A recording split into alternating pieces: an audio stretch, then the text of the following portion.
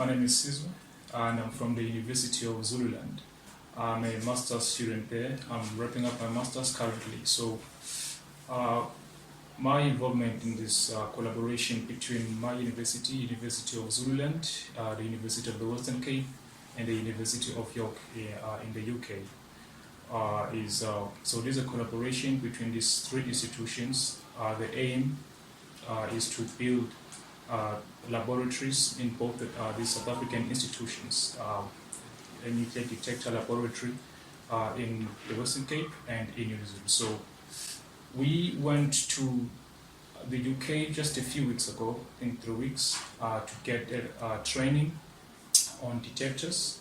As part of the training, when we were still in York, we also worked in the nuclear radiation in the laboratory, where we worked with detectors or radiation detectors. So as part of the training, we worked with scintillators.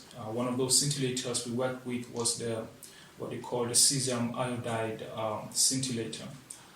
So we took this, so just take these components to make a detector. You've got to have the scintillation, you had a photo detector, a photo sensor, and then we take that, we couple them together so that you can get the scintillation, the scintillated ionizing radiation inside the scintillation. Then it gets detected by the photo sensor.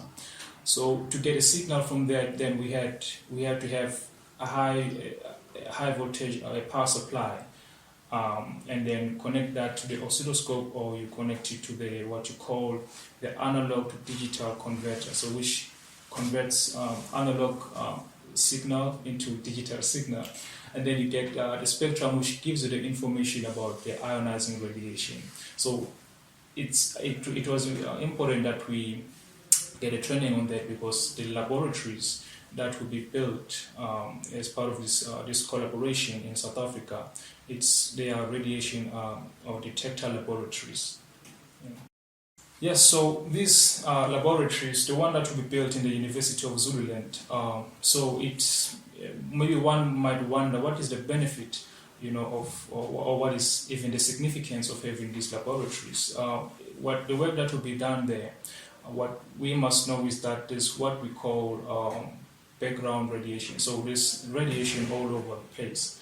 So in the laboratory in the University of Zululand its sole purpose will be to monitor the environmental radiation, or the radiation that is naturally present or in the environment. Yeah, so that would be the purpose of the laboratory there.